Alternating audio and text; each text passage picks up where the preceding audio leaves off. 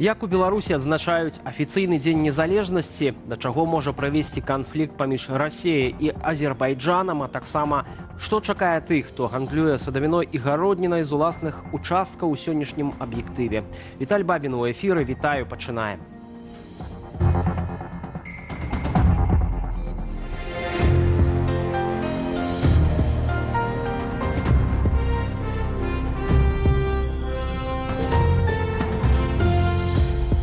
Галоўнае свята Беларусі паводле ўладаў і прапаганды. Сёння рэжым адзначае дзень незалежнасці. Цяперашняя дата сталася такою амаль 30 гадоў таму.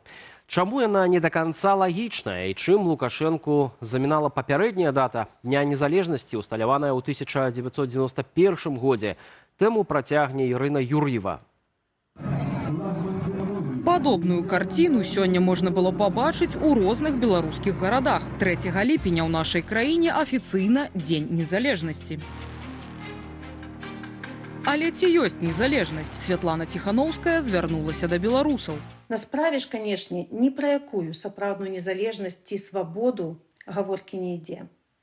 Краіна як ніколі залежыць ад волі Расіі. Рэсурсы, палітычныя рашэнні і нават войскі рэгулююцца Крамлём. Лукашенка ж падчас сваёй святочнай прамовы каля кургану славы шмат звяртаўся да падзеяў вайны, якую ўлады на савецкі манер называюць вялікай айчыннаю, ды падкрэсліў важнасць 3 ліпеня. Он воплощает память о подвиге народа-победителя и вечную благодарность потомков. Мы гордимся нашими ветеранами и всеми, кто подарил нам возможность жить и работать на своей земле. Аднак вызваленне Менску ў 1944 годзе не азначала вызвалення ўсёй Беларусі. Некаторыя рэгіёны заставаліся пад нямецка-фашысцкай акупацыяй яшчэ некалькі тыдняў. Апошні горад на сучаснай тэрыторыі нашай краіны, Берасце, вызвалілі толькі 28 ліпеня 1944 года. Сапраўдным днём незалежнасці Беларусі 3 ліпеня немагчыма лічыць таму, што, уласна кажучы, ніякай незалежнасці ў гэты дзень ні ў якім годзе не адбылося, што дзень вызвалення Мінска ад нямецкіх акупантаў ён не прывёў да нейкіх там зменаў у дзяржаўным суверэнітэце. У савецкія часы дата 3 ліпеня лічылася своеасаблівым днём гораду Менску, а ў афіцыйным календары яна з'явілася пасля рэферэндуму 1996 года, ініцыяванага Лукашэнкам. Датуль жа з 1991 днём незалежнасці лічылася дата прыняцця дэкларацыі аб суверэнітэце 27 ліпеня. На думку палітычнага аглядальніка Віталя Цыганкова, рашэнне Лукашэнкі перанесці дату Дня незалежнасці укладаецца ў ягоную палітыку. Палітыку на так званую інтэграцыю з Расіяй. І гэта адбывалася не толькі ў эканоміцы і ў палітыцы, але і ў такой ідэйна-прапагандысцкай сферы. І таму, конечно, ён не мог пакінуць дату незалежнасці, як па ўсіх постсавецкіх і многіх вогуле ў свеце краінах, калі парламент абвяшчаў дэкларацыю аб суверэнітэце. Традыцыйна ў Дзень незалежнасці па ўсёй Беларусі ўлады арганізуюць ускладанне кветак, шэсці з чырвона-зялёнымі сцягамі. Не абыходзіцца і без народных гулянняў. У Менску сёлета асноўнымі месцамі святкавання сталіся не толькі звыклыя пляцоўкі каля палацу спорту і абеліску Менск горад-герой, а таксама ўпершыню пляцоўка каля нацыянальнай бібліятэкі. Кульмінацыяй Дня незалежнасці ў сталіцы будзе феерверк о 23 гадзіне. Все места проведения массовых мероприятий будут взяты под наш контроль, в том числе с использованием возможностей республиканской системы мониторинга общественной безопасности. Также будут усилены меры безопасности на объектах транспорта и в иных местах массового пребывания наших граждан. В целях обеспечения безопасности на праздничных локациях будет организована работа контрольно-пропускных пунктов.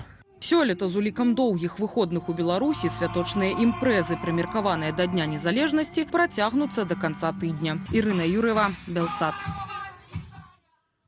У чэрвені на волю выйшлі мінімум 33 палітвязні, 20 цалкам адбылі тэрміны, яшчэ 13 выйшлі праз так званае памілаванне. Такое падсумаванне зрабіў праваабарончы цэнтр «Вясна». Апроч таго, сталі вядомыя імёны некаторых палітвязняў, якія выйшлі на волю паводле папярэдняга памілавання яшчэ ў траўні. Падрабязней у наступным матэрыяле.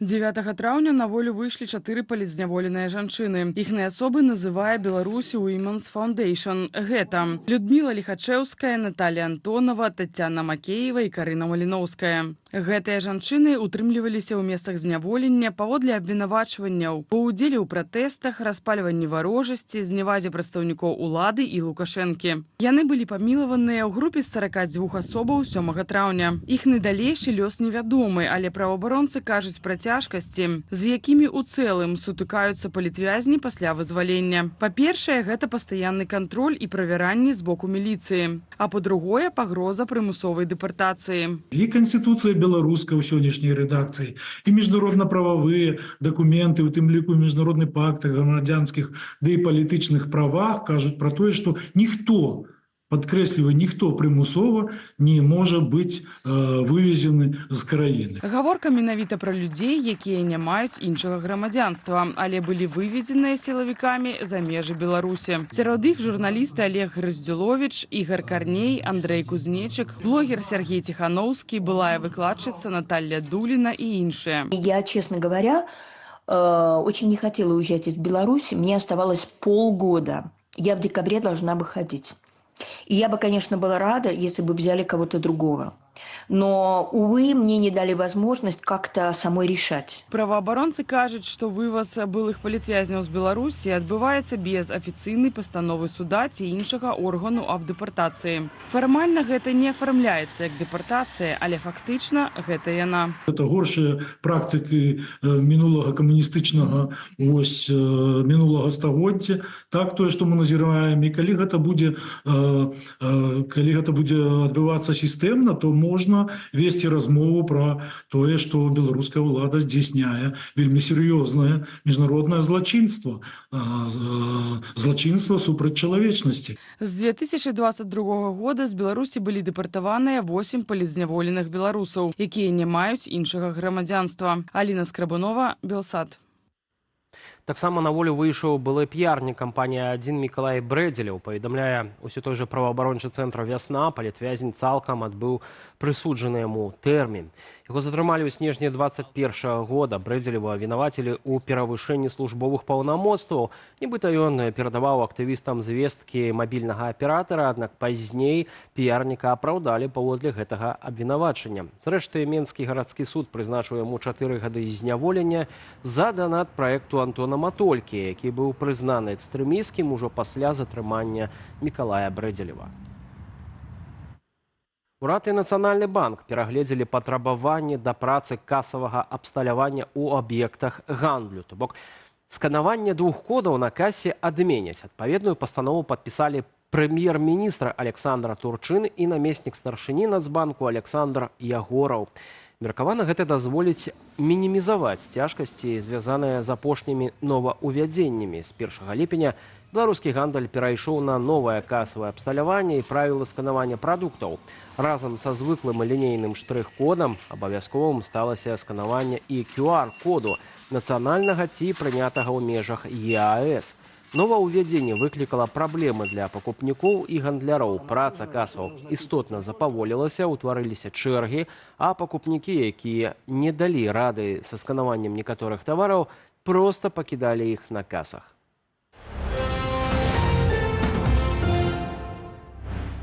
Палітычны і дыпламатычны канфлікт паміж Масквою і Баку набірае абароты. З боку Азербайджану загучалі заклікі размясціць у краіне буйную турэцкую вайсковую базу. Расійскія ж зэт-ваенкоры патрабуюць ад сваіх уладаў рашучых дзеянняў ды нават вайсковай аперацыі супраць Баку. Уладзіслаў Корсак працягне тэму. У Азербайджане можа з'явіцца найбуйнейшая турэцкая вайсковая база на Каўказе. Пра неабходнасць прыняць адпаведнае рашэнне найбліжэйшым часам кажа палітолог, былы старшыня адміністрацыі Гейдара Аліева Эльдар Намазаў. Згаданую заяву агучылі на фоне моцнай напружанасці ў адносінах Баку і Масквы. Гаворка ідзе не толькі пра турэцкую базу, але і пра пакістанскія сілы. С таким, ну скажем так, тонким намеком на толстые ядровые обставины Пакистану. Поглядзіце, у нас ёсць іншыя сябры і браты нават, якія могуць дапамагчы нам куды больш эфектыўна чым, напрыклад, вы дапамаглі сваім сябрам іранцам. Днямі Баку абвінаваціў расійскіх сілавікоў у забойстве 2 азербайджанцаў пасля паліцейскага рэйду ў Екатеринбурзе. У Азербайджане ў адказ брутальна затрымалі 9 працаўнікоў прапагандысцкага агенцтва «Спутник». Ім выставілі абвінавачванні ў махлярстве, незаконным прадпрымальніцтве и легализации злочинных доходов. Россия лишилась после закрытия русского дома, кажется, в январе этого года, и «Спутника» сейчас, 2 очень важных институтов культурного и информационного влияния. Акрамя таго, азербайджанскія сілавікі затрымалі яшчэ шэраг грамадзянаў РФ, якіх абвінавацілі ў транзіце наркотыкаў і кіберзлачынствах. Паводле звестак выдання агенцтва, сярод іх 7 айцішнікаў, студэнт і псіхолог. Это такая война 2 диктаторов. Они обмениваются, берут заложников, бьют. И, в общем, здесь, как знаете, нет правильной стороны. Обе стороны как пытают задержанных и показательно берут тех людей, которые, в общем-то, никакого отношения к этому не имеют. Тым не менш, Азербайджан цісне і на балючы расійскі імперскі мазоль. Акрамя атакі на прапагандыстаў, у краіне адмянілі ўсе звязаныя з Расіяй культурніцкія падзеі. Ідуць размовы пра паступовае закрыццё расійскамоўных школаў. У афіцыйных азербайджанскіх медыях дэманструюць наступствы расійскіх ваенных злачынстваў ва ўкраіне, ды абвінавачваюць расійскія ўлады ў расізме. У сваю чаргу расійскія зэт-блогеры абураюцца слабой рэакцыяй Крамля на гэта, ды заклікаюць дэпартаваць з Расіі усіх азербайджанцаў ці нават адкрыць другі фронт на паўднёвым Каўказе. Між тым, усё больш краінаў у свеце бачаць слабасць Расіі на фоне вайны ва ўкраіне і карыстаюцца акном магчымасцяў, каб пазбавіцца расійскага ўплыву, лічаць нашыя суразмоўцы. Той жа Азербайджан апошнім часам актыўна развівае супрацу з еўразвязам у сферы транспарту і энергарэсурсаў. Каллас недавно была в Баку, есть контакт с фон дер Ляйен и так далее. Постоянно участились встречи в билатеральном контексте и с той же Германией, и с другими ключевыми странами Европейского Союза. Я думаю, вось пасля таго, як мы адгаварым пра гэтыя баталіі завочныя вакол азербайджанцаў у Расіі і расейцаў у Азербайджане, я думаю, мы актыўна возьмемся за Сярэднюю Азію і будзем там абмяркоўваць тыя, скажем, траекторыі, якія ўводзяць краіны гэтага рэгіёну ўсё далей ад Расіі, ад расійскай імперыі. Канфрантацыя паміж Баку і Масквою пачала выразна праяўляцца пасля таго, як напрыканцы мінулага года расійская СПА збіла над Грозным азербайджанскі пасажырскі самалёт, у выніку чаго загінулі 38 чалавек. Расія спрабавала схаваць сваю адказнасць ды пераканаць, што прычынаю катастрофы было сутыкненне лайнера з птушкамі. Владзіслаў Корсак, Белсат. Акурат у гэтыя хвіліны адбываецца тэлефонная размова Дональда Трампа і Владзіміра Пуціна. Ужо заўтра, 4 ліпеня, згодна інфармацыі Financial Times, амерыканскі прэзідэнт мае паразмаўляць з Уладзімірам Зеленскім. Размова будзе прысвечана пастаўкам амерыканскай зброі ва ўкраіну. Пра іншыя падзеі замежжа Руслан Ігнатовіч. Прэс-сакратарка дзяржаўнага дэпартаменту ЗША Тэмі Брус заявіла, што рашэнне Пентагону прыпыніць перадачу часткі ўзбраення ва ўкраіну не азначае поўнага спынення вайсковай дапамогі. Гэта адна сітуацыя, адна пастанова, якая не змяняе нашай агульнай прыхільнасці падтрыманню Украіны, падкрэсліла яна. Паводле амерыканскіх медыяў, Пентагон прыпыніў даставу некалькіх дзясяткаў ракетаў да сістэмы супрацьпаветранай абароны «Пэтрыят» з увагі на змяншэнне уласных запасаў. Гэта выклікала занепакоенасць у Кіеве. У сваю чаргу прадстаўнік Пентагону Шон Парнел заяўляе, што яны шукаюць варыянтаў працягу дапамогі ўкраіне. Міністэрства абароны працягвае падаваць прэзідэнту разгорнутыя варыянты адносна вайсковай дапамогі ўкраіне у адпаведнасці з ягонаю мэтаю скончыць гэтую трагічную вайну. Адначасова ведомства старанна аналізуе і карэктуе свой падыход да дасягнення гэтай мэты, захоўваючы баявую гатоўнасць ЗША і прыярытэты ў сферы абароны, якія падтрымліваюць праграму «Амерыка перадусім». Між тым, Інстытут вывучэння вывучэння вайны папярэджвае, што прыпыненне даставы зброі можа ўмацаваць упэўненасць Крамля ў тым, што захад стамляецца і расійская тэорыя перамогі праз знясіленне працуе. Паводле інстытуту вывучэння вайны, гэта толькі падштурхне Пуціна да зацягвання вайны і не прыблізіць яго да перамоваў. Зараз на рабочих рівнях між Україною та Сполученими Штатами. Цяпер на працоўных узроўнях паміж Украінай і Злучанымі Штатамі усталёўваюцца дэталі па абаронным падтрыманні, у прыватнасці кампаненту СПА. Так ці інакш мы павінны забяспечыць абарону для нашых людзей. Паводле еўрапейскіх дыпламатычных крыніцаў, найбліжэйшым часам можа адбыцца тэлефонная размова паміж Дональдам Трампам і Владзімірам Зеленскім. Раніцу 3 ліпеня Расія атакавала Палтаву беспілотнікамі. У выніку загарэўся будынак гарадскога ваенкамату ТЦК. Мясцовыя ўлады паведамілі пра 2 загінулых і 11 параненых. Сярод іх мірныя жыхары. Пажар узнік і на тэрыторыі аднаго з прыватных дамоў. На гэтых кадрах спецаперацыя СБУ на часова акупаванай тэрыторыі Данецкай вобласці. Увечары 2 ліпеня беспілотнікі ўдарылі па расійскіх аб'ектах у вёсцы Вялікая Арэхава, каля Харцыску. У выніку былі знішчаны склады боепрыпасаў расійскіх акупантаў. Харцыск, які расейцы выкарыстоўваюць як тылавую базу, зарабіўся мішэнню з прычыны размешчаных там камандных пунктаў і лагістычных цэнтраў. Нападнік Ліверпулу і нацыянальнай зборнай Партугаліі Д'ёгу Жота загінуў у аўтакатастрофе на захадзе Іспаніі. Яму было 28 гадоў. Першымі пра гэта паведаміла іспанскае выданне «Марка». У машыне разам з футбалістам быў ягоны брат. Ён таксама загінуў. Пасля сутыкнення аўтамабіль цалкам згарэў. Усяго некалькі дзён таму Жота пабраўся шлюбам. Ён лічыўся адным з самых яскравых і стабільных гульцоў у складзе Ліверпулу і меў важнае значэнне для зборнай Партугаліі. Руслан Ігнатовіч, Белсат.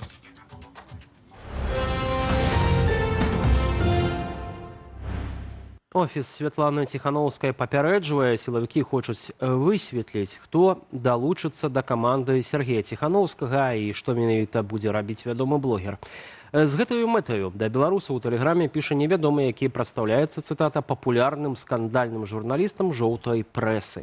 Так званы журналіст хоча, каб беларусы забяспечвалі яго эксклюзіўнай інфармацыяй з асяроддзя Ціхановскага. Маўляў, гэта дапаможа ў напісанні артыкулаў пра блогера.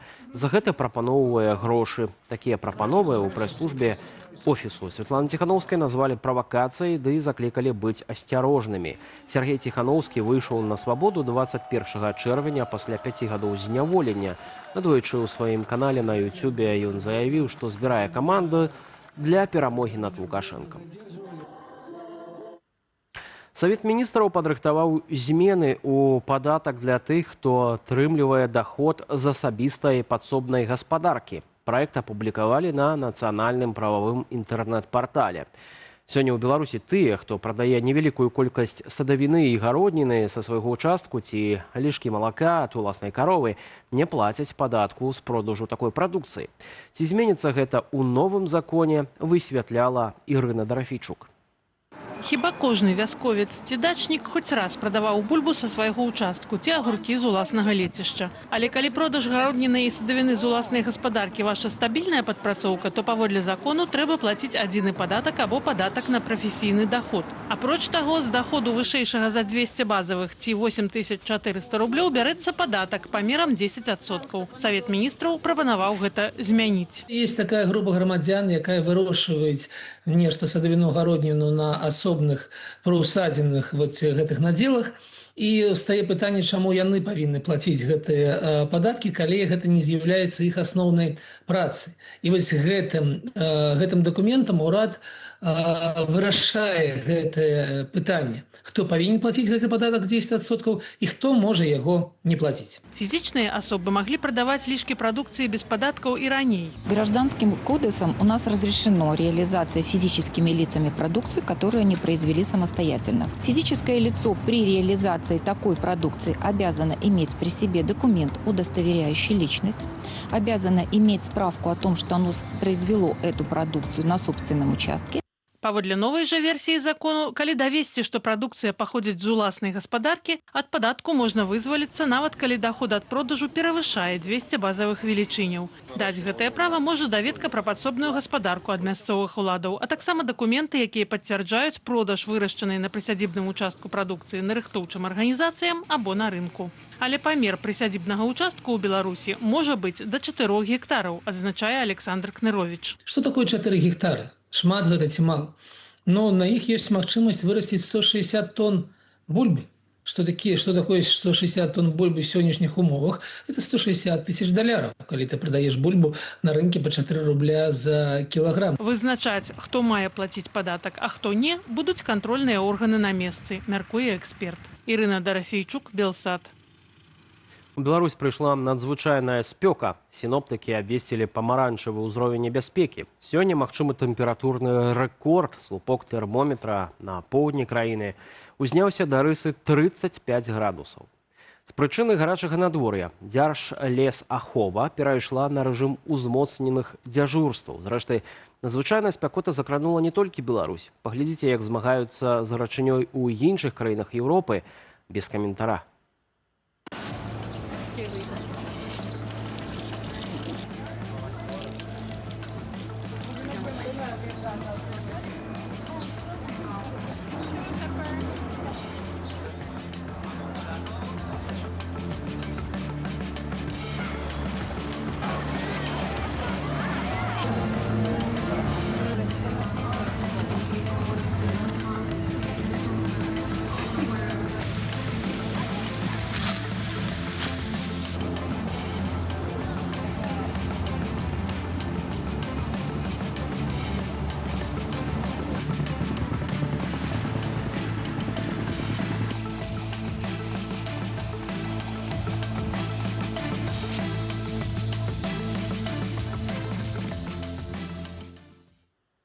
На гэтым завяршаем аб'ектыў. Зазірайце ў наш тэлеграм, там інфармацыі яшчэ больш з захаваннем захадаў бяспекі, безумоўна.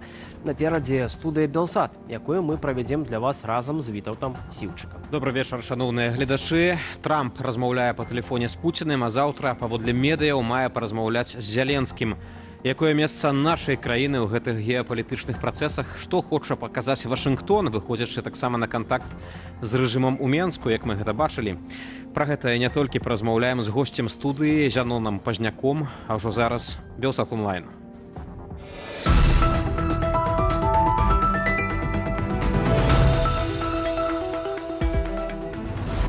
Святкаванне 3 ліпеня, што масава ладзяць па ўсёй краіне, строга рэгламентаванае. На тое, што можна, а чаго нельга браць з сабою на гэтыя акцыі да імпрэзы, звярнула ўвагу аўтарка калонкі на нашым сайце Наста Захарэвіч. Паводле прадстаўніка Менгарвыканкаму, праход да месца правядзення мерапрыемстваў з сабакамі, роварамі, скутэрамі, самакатамі і гэтак далей таксама забаронены. Наста Захарэвіч звярнула ўвагу на фармулёўку і гэтак далей, пад якую можа трапіць што заўгодна, а таксама на забарону браць з сабою на святы сабак. Не, я ўсё разумею, на вялікіх мерапрыемствах, калі ёсць павышаная рызыка нападаў і тэрактаў, шмат у якіх краінах у людзей могуць даглядаць торбы на ўваходзе. Лукашенка і сілавікі добра ведаюць, што беларускі народ іх ненавідзіць, і баяцца яны досыць апраўдана. Але сабакі ўжо чым не дагадзілі. На думку аўтаркі артыкулу, у Беларусі увогуле шмат розных забаронаў, і ўсе яны скіраваныя на татальны кантроль з боку дзяржавы. Вялікія выходныя ў Беларусі выклікалі павышаны ажыятаж на мяжы. Традыцыйнае шматгадзіннае чаканне ускладнілася вялікай спёкай, якая пануе цяпер і ў Беларусі, і ў Польшчы, і ў Літве, куды кіруюцца нашыя суайчыннікі. Пра аператыўную сітуацыю на памежных пераходах можна даведацца на нашым сайце.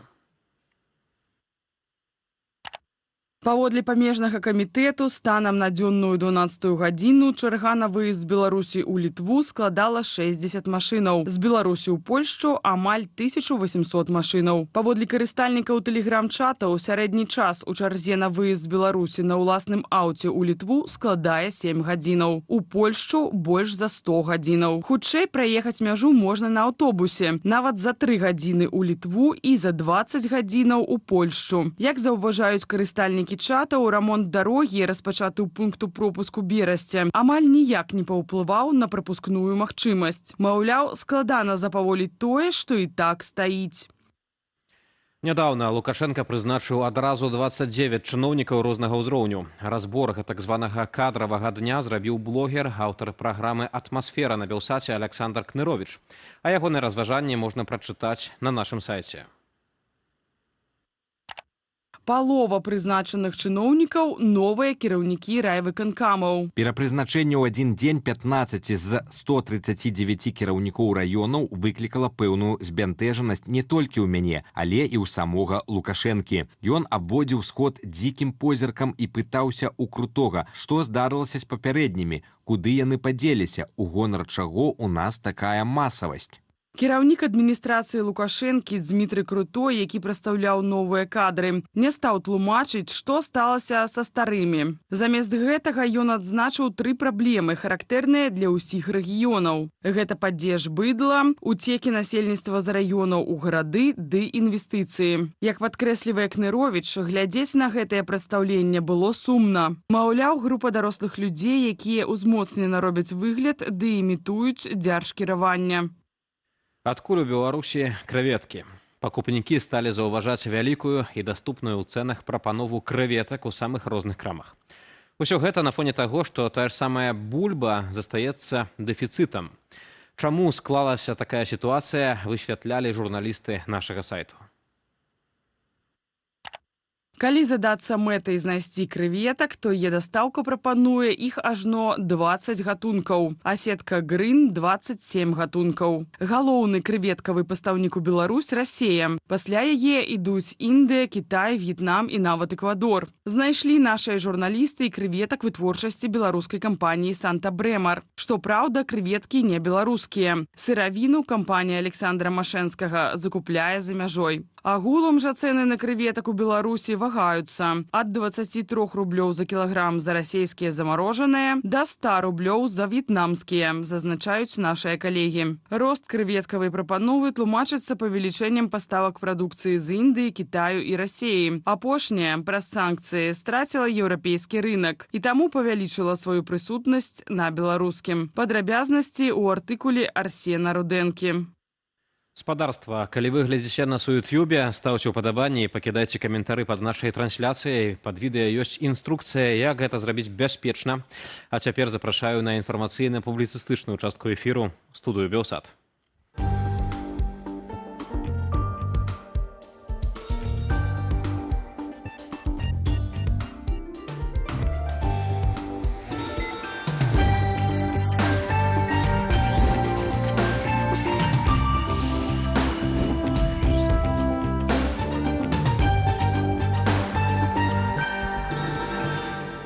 Пуцін і Трамп размаўляюць па тэлефоне ў гэтыя хвіліны, а мы традыцыйна вас пытаемся, чаго чакаць ад такой размовы, хуткага перамір'я ва ўкраіне, абвастрэння вайны, ці нічога не зменіцца. Большая частка нашых гледачоў прагаласавала за апошні варыянт. І, уласна, пра гэта мы яшчэ сёння пагаворым. Хацелася б таксама праанансаваць яшчэ адную тэму нашай сённяшняй размовы з госцем. Беларусь, выжыванне і адраджэнне нацыі. Менавіта пад такой назвай у Беларускім доме ў Варшаве днямі прайшла канферэнцыя, арганізаваная рухам «Вольная Беларусь». У цэнтры ўвагі былі важныя тэмы, што тычацца будучыні нашай краіны і дзяржаўнасці і нацыі ў сучасных геапалітычных умовах. Усяго зачыталі 7 дакладаў. Сярод выступоўцаў быў Зянон Пазняк, які прэзентаваў даклад пад назву «Расейская метадалогія знішчэння Беларусі і нацыянальны супраціў». У сваім выступе палітык падрабязна прааналізаваў метады, якімі Расія імкнецца знішчыць беларускую дзяржаўнасць і ідэнтычнасць, спасылаючыся на гістарычныя падзеі, якія сталіся трагічнымі для беларускай нацыі. Ад знікнення Вялікага княства Літоўскага падчас кіравання расійскай імператрыцы Кацярыны II да сучаснай палітыкі Лукашэнкі. Акрамя таго, Зянон Пазняк раскрытыкаваў палітыку еўразвязу ў дачыненні Беларусі. Ён падкрэсліў, што, нягледзячы на афіцыйнае падтрыманне дэмакратычных працэсаў, палітыка ізаляцыі Беларусі ад захаду не дапамагае, а наадварот, спрыяе агрэсіўным інтарэсам Расіі і яе імперскай ідэалогіі. Паводле Зянона Пазняка, еўрапейскі звяз у сваёй палітыцы наўпрост выконвае сцэнар, які адпавядае інтарэсам рускага міра. Старшыня КХП БНФ, прадстаўнік руху «Вольная Беларусь», дэпутат незалежнасці Зянон Пазняк ужо зараз у студыі Белсат. Спадар Зянон, добрый вечар. Вітаю вас. Добрый вечар. Вы крытыкуеце еўрапейскі звяз за палітыку ўдачынення Беларусі, адначасова хваліце амерыканскія ініцыятывы адносна нашай краіны. На вашу думку, што цяпер адбываецца на лініі вось гэтай Менск-Вашынгтон? Чаму людзі Дональда Трампа, як мы бачылі, прыязджалі ў Менск? Перш за ўсё, это пытанне вайны ва ўкраіне. Не трэба мець ілюзій, што амерыканцы вельмі зацікавіліся нашымі ўнутранымі праблемамі. Невыпадкова прыехаў Кавах. Але я павінен сказаць, што амерыканская адміністрацыя прэзідэнта інфармавана аб сітуацыі з эканамічнымі санкцыямі, інфармавана аб палітычных зняволеных, аб магчымасці абмену, таксама аб магчымасцях інвестыцый у беларускую эканоміку. Это важно для прэзідэнта Трампа. Ён бізнесмен, это разумее. Ну і пытанне самае істотнае, это пытанне геапалітычнага становішча. Таму што той, хто будзе прысутнічаць у Беларусі, той будзе валодаць пытаннямі бяспекі ў Еўропе. Але не выглядае, што амерыканцы хацелі б выпіхнуць расейцаў з Беларусі, прынамсі публічна дэкларуецца, што рэжым сам пра гэта заяўляў, што, маўляў, амерыканцы разумеюць, што мы ані супраць Кітаю, ані супраць Расіі не пойдзем. Амерыканская палітыка – это на парадак вышэй, чым у Еўропе. Амерыканцы вельмі разумныя ў палітыцы. І такія рэчы, як вы гаворыце, ніколі наўпрост нават намёкамі не гаворыцца. Гаворыцца аб другіх справах, але вынік дасягаецца той, які патрэбны.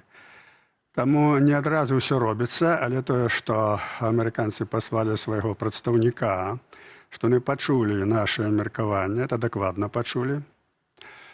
Это сведчыць аб тым, што яны разумеюць сітуацыю і разумеюць, што неяк трэба ўсё ж такі яе выкарыстоўваць.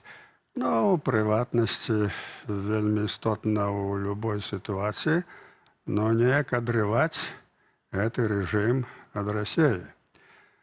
Зараз это цяжка, але не немагчыма. Па-другое, ёсць таксама пэўныя, так сказаць, крокі, даведацца, як можна праз Лукашэнку ўплываць на Пуціна. І трэцяе, Кітай. Это для Амерыкі вельмі важна, бо Кітай ужо там добра паставіў сваю лапу ў Беларусі.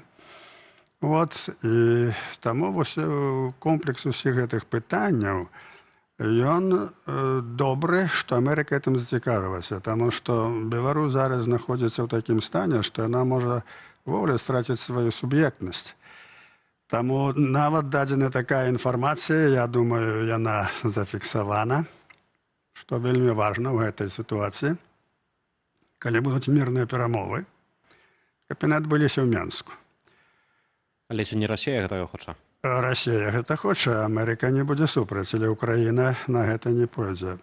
У прынцыпе, конечно, каб украінцы разумелі стратэгію далёка наперад, то на гэта трэба ісці. Але это ход канём, гэта абсалютна нетрадыцыйны ход. Але тут, я думаю, імі будуць валодаць пачуцці, таму што менскія перамовы 15-го года далі нехарошы вынік, і гэтак далей.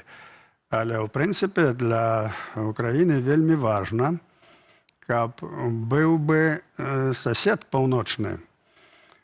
Важна, каб там была дэмакратыя, конечно, але вельмі важна, каб яго соседа адарваць, нейкім чынам адрываць ад Расіі. Вельмі важна, каб ён быў нейтралізаваны, каб адтуль не пачаліся зноў нейкія збройныя наступы. Это стратэгічна для Украіны важна. Яна павінна была праводзіць спецыяльную палітыку, дыпламатычную, кажуць, якую не бачна. Пакуль што не ведаюць, такое адбываецца. І я хочу еще раз подкреслить, что визит Кавага показал, что американцы разумеют эти проблемы. Я думаю, что, может быть, протяг. Дай бог, каб ён быў. Для нас это важно. Бо, повторяю, ситуация такая, что просто мы можем стратить державу. А ось уцягивання яе ў міжнародныя адносіны, ў перамовы, ў кантакты, у інтарэсы сведчыць аб тым, што інтарэс будзе паляпшацца, што яе суб'ектнасць палітычная павялічваецца. Вось мы знаходзімся ў такой сітуацыі, калі у нейкай ступені інтарэсы рэжыма супадаюць з нацыянальнымі інтарэсамі. А на ваш погляд, ці павялічваецца суб'ектнасць таксама самога Лукашэнкі ў гэтым выпадку у вачах амерыканскай адміністрацыі? Я думаю, амерыканцы цудоўна ведаюць, хто такі Лукашенко. Ведаючы іхную палітыку, яны цудоўна яго вывучылі, яго характар, што ад яго можна чакаць. І таму ніякіх там спадзяванняў, што Лукашенко ў гэтым нешта перад Амерыкай выйграе, няма. Але Амерыка праводзіць сваю палітыку. Яна мае вопыт работы з дыктатарскімі рэжымамі. Ось, і гэты вопыт станоўчы, калі паглядзім на всю міжнародную палітыку амерыканскую. І я думаю, што калі гэта будзе паслядоўная палітыка прадаўжацца, то пэўныя вынікі будуць. Але нечага вялікага спадзявацца не прыходзіцца. Вельмі глыбока завяз гэты рэжым у Расію, і радыкальная змена можа быць толькі тады, калі будзе ваеннае паражэнне Расіі. Ідзе вайна, і таму усялякія размовы аб тым, што як мірным шляхам можна там вырашыць нейкія пытанні ў Беларусі, гэта ілюзіі. Вайна паказвае, гэта пытанне можа быць вырашана толькі радыкальным шляхам, і толькі, не толькі ваенным, але што радыкальным, то гэта так. Думаю, што амерыканцы гэта таксама разумеюць, але яны праводзяць вельмі разумную і вельмі стрыманую палітыку. Вось вядома, што ўжо скончылася размова прэзідэнта Трампа з Пуціным. Яны абмяркоўвалі Іран, і таксама вось у афіцыйнай цытаце прадстаўніка Крамля між іншым абмяркоўвалі Украіну. Вы кажаце пра тое, што патрэбна ваеннае паражэнне Расіі, у тым ліку для нашай беларускай будучыні. Аднак вось выданне Financial Times гаворыць, што заўтра прэзідэнт ЗША Дональд Трамп і прэзідэнт Украіны будуць размаўляць па тэлефоне і будуць абмяркоўваць вось гэтае рашэнне спынення пастаўкі часткі боепрыпасаў для Кіева. Ці амерыканская палітыка тут не выглядае такой спрыяльнай для Масквы? Ці ЗША не спрабуюць ацяпліць гэтыя адносіны з Масквою? Не. Па-першае, спынення паставак узбраення Украіны няма і не будзе. Будуць выясняць пэўныя дачыненні, як гэта будзе рабіцца. Але пастаўкі былі і будуць, пра гэта заяўлена. І потым аб'ектыўна, зыходзячы з сітуацыі, з палітыкі, якая цяпер ёсць, гэтыя пастаўкі не могуць спыняцца. Таму гэтага не будзе. Гэта ўсё адпаведныя домыслы людзей, якія пераганяюць свае думкі. Што датычыць гэтай палітыкі, якая вельмі зацягнулася з Пуціним, значыць, Трамп гатовы на ўвядзенне другасных санкцый. Але не ўводзіць. Ён не хоча гэта ўводзіць сам. Ён хоча падвесці сітуацыю такім чынам, каб гэта прыняў Кангрэс. І Кангрэс тады бярэ на сябе адказнасць адпаведную. І таму такая ідзе цягамоціна з Пуціним. Трамп ужо зразумеў, што такое Пуцін, чаму ён цягне. Але ён вельмі паслядоўна, вельмі ветліва, вельмі цярпліва працягвае ізноў чарговыя перамовы, нейкія абяцанні, нейкія сустрэчы, каб і Кангрэс, і каб усе і дэмакраты нават, которые маюць розум, заўважылі б, што іншага выхаду няма, як толькі ўводзяць другасныя санкцыі. Вось такая тут палітыка. А то, што там всяляка ідзе такі балаган, што там Трамп чуть не падтрымлівае Пуціна, все, это працуе агентура. Ну, і не толькі расійская, а перш за ўсё дэмакратычная, левацкая агентура. Ну, і, адпаведна, людзі, якія не разбіраюцца, выказваюць свае пачуцці па па сваіх адносінах. Але Дональд Трамп дае нагоды для таго, каб яго крытыкавалі за гэта. Прынамсі, у публічных нейкіх выказваннях гучалі гэтыя кампліменты Маскве ад пачатку ягонай другой кадэнцыі. Ну так, для таго, каб зацягнуць Пуціна за стол перамоваў, трэба яго пахваліць рускую гісторыю, сказаць, што ну вот, мы ж такія, все добрае, разумееце, бо калі сказаць, што ты гад, ты вот то робіш і то, і паехаць на яго бульдозерам, то ніякіх перамоў не будзе. Таму гэта вельмі разумная палітыка. Я толькі здзіўляюся вытрымцы Дональда Трампа. Это сапраўды, это вельмі разумная палітыка. Ён ужо некалькі разоў хацеў кінуць, быць пасярэднікам. Так, это непасрэдна чалавечая якасць праявілася, што ён гатоў. Это не палітычны ход, што я кіну. Вот, можа, ён потым прадумаў, але это некія вот якасці праявіліся яго, што, бо сапраўды эта сітуацыя тупіковая. Прытым Пуцін жа і рускія, яны ж цудоўна разумеюць гульню Трампа. Яны ж цудоўна разумеюць. І таму сітуацыя, ну, калі Кангрэс прыме рашэнне, то сітуацыя пойдзе па-другому. Але пакуль вот будзе такая. На ваш погляд, чаму заўсёды, як правіла, Дональд Трамп размаўляе, тэлефануе спачатку Уладзіміру Пуціну і толькі потым размаўляе з прэзідэнтам Украіны? Ну, так, конечно. Пуцін – это прадстаўнік звышдзяржавы, ён мае ядзерную зброю, ён вялікую думку пра сябе. І калі ён будзе мець адносіны толькі з Зеленскімі, яго толькі паказваць першым, то Пуцін вельмі пакрыўдзіцца. Разумееце, ён можа тады не ўступаць у перамовы. Это псіхалагічна абсалютна правільныя паводзіны. Абсалютна правільна. А Зеленскі павінен гэта разумець. Я думаю, это разумее. Калі вяртацца да сітуацыі Беларусі, мы мелі такі добры, скажем так, добры выхлап таксама ад візіту генерала Келага ў Менск, тое, што частка палітвязняў была вызваленая, нягледзячы на тое, што іх потым прымусова вывезлі за мяжу, але тым не менш людзі апынуліся на волі, што вельмі важна. У нас ёсць таксама меркаванне праваабаронцы, сваё стаўленне да таго, што палітычных вязняў вывозяць цяпер з турмаў з мяшком на галаве у невядомым кірунку. Белсату выказаў сваё меркаванне былы палітвязень Леонід Судаленко. Давайце разам паслухаем, а потым вернемся да абмеркавання.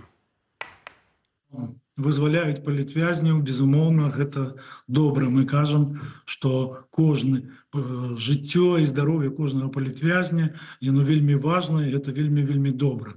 Але з іншага боку мы праваабаронцы кажам пра прымусовую дэпартацыю, калі людзей проста з мяшкамі наогул на галаве вывозяць в іншую краіну і пакідаюць іх тут без дакументаў пра тое, што яны знаходзіліся ў зняволенні, без лішніх, без дадатковых усякіх паперый. Мне асабіста нагадвае некае, ведаеце, вызваленне закладнікаў Хамас, некія падобныя метады, але разам з тым, спадар Зяноне, на вашу думку, ці адміністрацыя прэзідэнта ЗША можа дапамагчы беларусам вызваліць усіх палітвязняў з турмаў і не толькі вызваліць, але і спыніць рэпрэсіі? Бо мы ведаем, што людзі выходзяць, гэта вялікая радасць, але адначасова рэжым закрывае ў турмы новых людзей. Вось Олег Хаменка, прадстаўнік выбітнай беларускай культуры, спявак, апынуўся за кратамі. Тут трэба разумець вот што самае галоўнае – вызваліць людзей ад страты здароўя, ад смерці, вызваліць іх за кратаў. Это самае галоўнае, што трэба зрабіць. І таму тут ставіць нейкія пытанні, там, каб мяшок на галаву не надзявалі, там не возілі, няма сэнсу. Выратавалі жыццё, і дзякуй Богу, таму што маглі на гэта не пайсці. Яны маглі не пайсці на гэта. Лукашэнку это не надта патрэбна. Ён увесь пайшоў у Расею, но яму трэба нейкі манеўр на... ў кантакце з ЗША. Ну так, яму трэба манеўр на сваім полі. Яму ж таксама не хочацца ўвесь час быць на кароткім павадку. І вот он шукае такія магчымасці. Еўропа на гэта не ідзе. Амерыка на гэта пайшла, таму што яна разумее, што это неабходна якраз неабходна для вырашэння пытання вайны і міру на Ўкраіне. Вот. Таму галоўнае пытанне – гэта вызваліць гэтых людзей з-за кратаў. Свабода лепш, чым быць у турме. Вот гэта вельмі важна. Што датычыць магчымасцяў, калі гэта сітуацыя будзе развівацца, я думаю, яна будзе развівацца, калі не будуць зробленыя нейкія памылкі, і калі з боку там, можа быць, Лукашэнкі яны не ўзнікнуць, то гэта сітуацыя можа развівацца такім чынам, што паступова будуць выпускаць паступова будуць выпускаць у абмен на нейкія іншыя саступкі, ці, магчыма, там інвестыцыі, ці, магчыма, што, але на вельмі вялікае спадзявацца не можна. Ідзе гандаль, таму што ідзе вайна, это закладнікі, это жорсткая, подлая палітыка. І трэба дзякаваць амерыканцам, што яны пайшлі на стасункі з гэтым варварам, каб вызвалілі людзей. Таму тут цяжкая, вельмі, кажуць, доля, але пакуль што амерыканцы яе, як кажуць, перамагаюць, яны робяць. Это ў нашых інтарэсах нашого народа, в інтарэсах тых людзей, якія сядзяць за кратамі. Нам трэба вызваліць іх усіх. І, ў прынцыпе, то, што вы кажаце, гэта магчыма, калі паслядоўна Амерыка будзе праводзіць сваю палітыку. Але, паўтараю, гэта не будзе галоўным пытаннем у амерыканска-беларускіх адносінах. Галоўнае пытанне – это вайна. Это адносіны з Украінай. Для гэта ідзе за зачыненымі дзвярыма. Мы пра гэта толькі здагадваемся. А гэта ўжо вынік пэўных, так сказаць, саступак, і пэўнага працягу гэтага так званого дыялогу. Спадар Зіноня, адзін з тых, каго вызваліў Лукашенка, 21 чэрвеня быў блогер Сергей Ціхановскі. Вы, адпаведна, адрэагавалі таксама на гэтае вызваленне. Якая ваша была першая рэакцыя? І ўжо пасля таго, як Сергей Ціхановскі аб'явіў, што збірае каманду, каб за 3 тыдні зрынуць рэжым Лукашэнкі. Бо, в прынцыпе, вы нанесці удар, вы тым больш казалі пра тое, што да зменаў у Беларусі можа правесці толькі нейкі радыкальны шлях развіцця падзеяў. Я назіраў за ім у 20-м годзе, нават пісаў, спадзяваўся, што, можа быць, з яго што-небудзь можа быць, бо моя задача была ўсё ж таки беларус, выцягнуць яго з того руского балота. Не ўпэўнены, што ён это чытаў, але то, што я зараз побачыў, то гэты балаган праз месяц-паўтара скончыцца. Это поўнае неразуменне чалавека, куды ён трапіў, што ён робіць і дзе ён ёсць. Я праслухаў яго выступ, дзе ён там каманду стварае, 200 000 просіць. Эти 5 минут ці колькі трэба браць это відэо і ў кінафільм Остап Бендер. Дакладна. Дакладна. Чоловік нічого не разумее. Але чоловік вийшов з турми 5 гадоў. Так, вийшов з турми, калі ты не разумееш, пастарайся зразумець. Ты не ў Беларусі. Зараз не 20-й год, не ідзе электаральная кампанія. Это замежжа. І потым... Што вы гаворыце? Як вы можаце, малады чалавек, зрынуць рэжым у Беларусі адсюль? Мітынгамі, дэманстрацыямі? Зусім не тое, не разумею ўвогуле, што такое. І на што ты просіш грошы? Якая каманда? Вы закідалі таксама Сергеевича? Быў такі вельмі цікавая такая заўвага. Жонка яго, конечно, любіць, але грошай не дае. Вы закидали Сергею Ціхановскаму, што ён мусіць разлічыцца з рускім мірам. У нас у эфіры тыдзень таму быў паплечнік Сергея Ціхановскага, блогер Александр Кабанаў, прадстаўнік ініцыятывы Белпол. Я задаў таксама яму пытанне, ці на ягоную думку Сергей Ціхановскі разлічыўся з так званым рускім мірам. Давайте послухаем, які быў адказ. Сергей Ціхановскі не политик был в 2020 году. Вот эти заявления, я понимаю, там поздняк, там и вся это тот нарратив, я понимаю, потому что они давно в политике, и для них некоторые вещи воспринимаются критично, не понимая простые вещи, что перед ними не политик, да, и человек у нас, значит, во многие нюансы вникнуть. На мой взгляд, Сергей вырос в этом плане, он многое понял в протесте 2020 года. И сейчас его заявление, которое он сделал во время пресс-конференции, мне кажется, а что еще нужно? Думаете, что различился с русским миром? Я с ним общался. Я знаю, что он различился. Я в этом полностью уверен, потому что мы разговаривали и про Россию, и про Путина, и про все на свете, и про Украину. И он сказал, что как вы можете вообще подумать, что я не поддерживаю Украину? Как? Я говорю, Сергей, я не сомневаюсь. И у него это вызывает, непонимание этих вопросов. И как раз то, что было 2020 год, 2019 год, я это объясняю только одним. А кто у нас родился сразу такой умный и грамотный, который сразу же вышел к людям, не сделал ни одной ошибки? Зіноня, Сергей Ціхановскі публічна асудзіў расійскую агрэсію і таксама казаў пра тое, што хоча палепшыць стан сваёй беларускай мовы. Ці гэтага недастаткова, на вашу думку? Гэтага недастаткова. Это просто рыторыка. Сергей Ціхановскі удзельнічаў у кремлёўскай афёры ў 2020 годзе. Гэтая афёра каштавала вельмі цяжка беларускаму народу. І рэпрэсіі, і забойствы. Свядома ці несвядома, это другая справа. Я лічу, што яго скарысталі, хутчэй за ўсё. Але тым не менш, сведчання прыналежнасці да рускага міра ён заявіў публічна не раз. Можна цяпер паглядзець у інтэрнэце. Але цяпер заяўляе адваротнае. Гэта мала заявіць. Ён заяўляе, што ён астаўся на пазіцыях рускага міра. Што ён не трэба яму беларуская мова, бо Лукашенко уничтожил беларускі язык. Это неправда. Не 98%. 5 гадоў седзячы можна было б да беларускай мовы звярнуцца. Цяпер ідзе вайна рускага міра. Рашызм это страшней, чым фашызм. Рашызм робіць стаўку на рускі язык. Там, дзе размаўляюць на рускай мове, не мае значэння. Ці ты японец, ці ты ангелец, калі ты гаворыш па-руску, ёсць прэтэнзіі для рускага міра ісці туды і абараняць гэтую мову. Это рашызм, і таму гэта палітыка. Неразумення гэтых пытанняў, таму людзі, якія там на бытавым узроўні нешта там робяць, нешта там, яны могуць не разумець. Но калі чалавек пайшоў у палітыку, такія рэчы трэба разумець.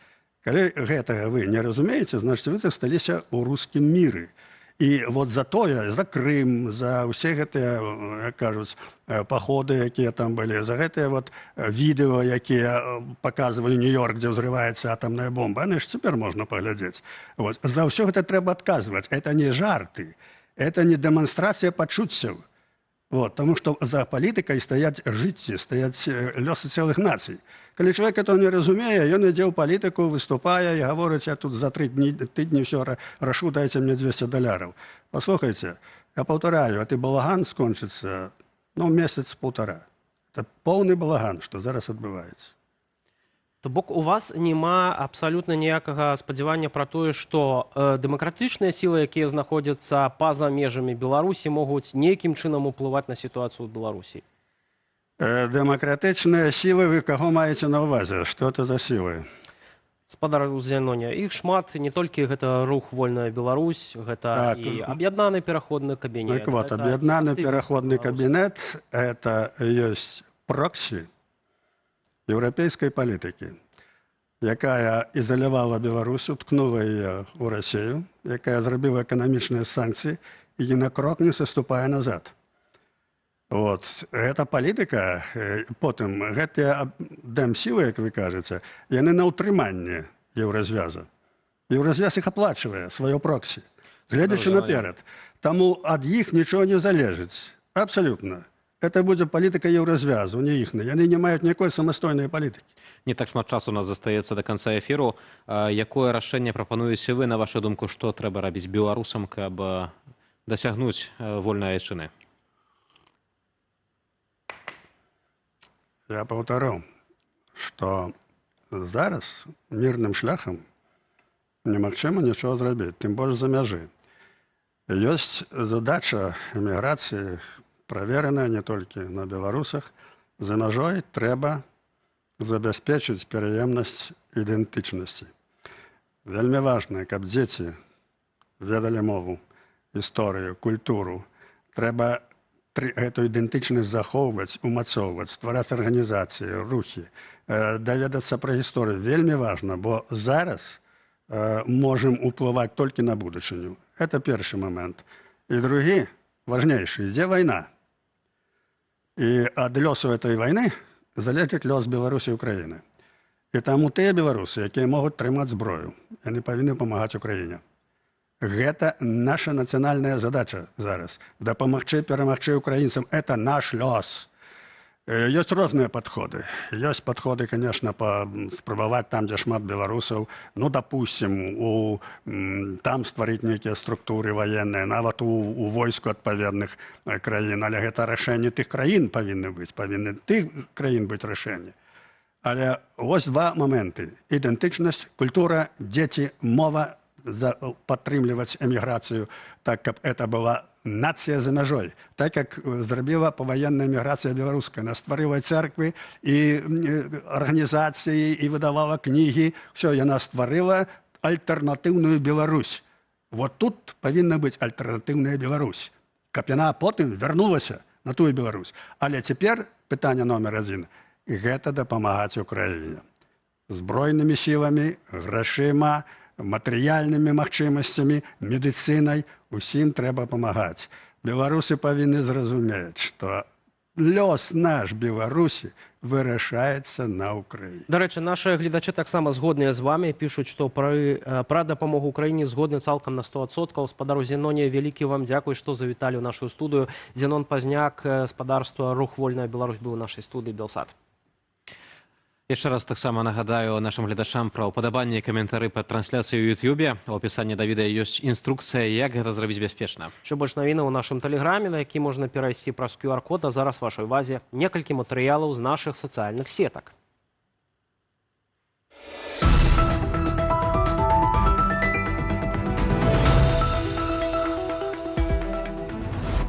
Штогод у пустыні штату Невада праходзіць адзін з самых незвычайных фестываляў свету «Burning Man».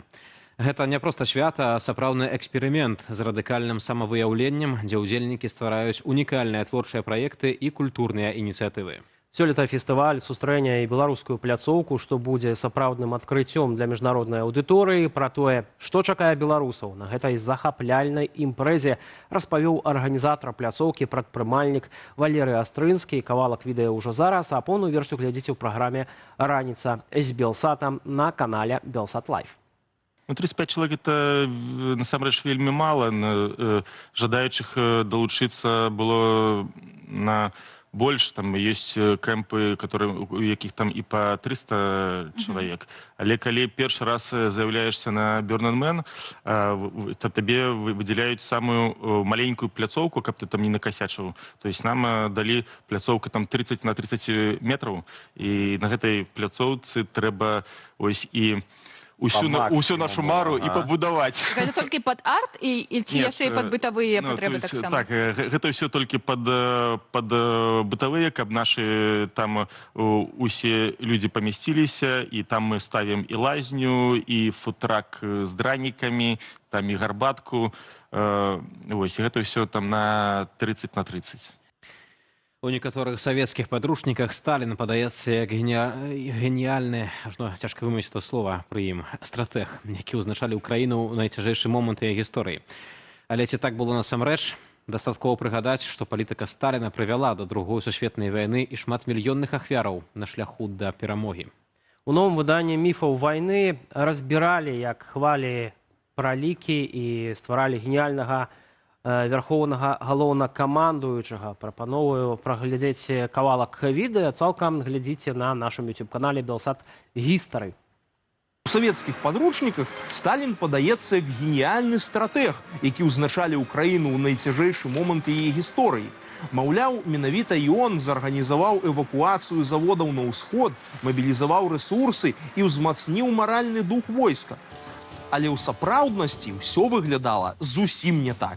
Найперш, Сталін – архітэктар катастрафічнай паразы 1941 года. Гэта ён у 1939 даў Гітлеру палітычныя магчымасці і матэрыяльныя рэсурсы для пачатку Вялікай вайны ў Еўропе.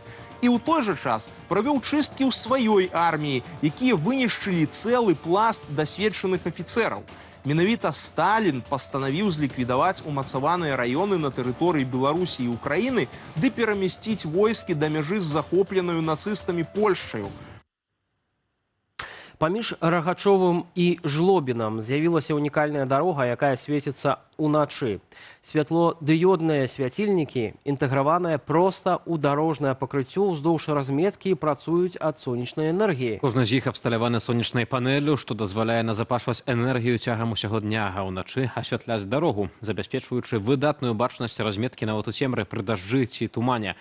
Відэа ўжо зараз у нашым эфіры, а таксама ў нашым фэйсбуку.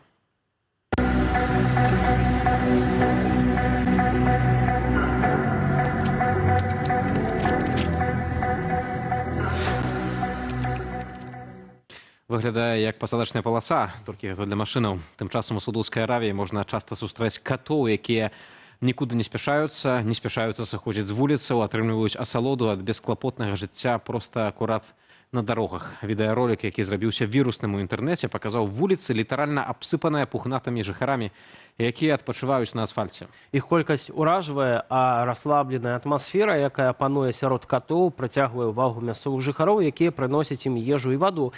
Відэа ўжо зараз, а таксама ў нашым інстаграме.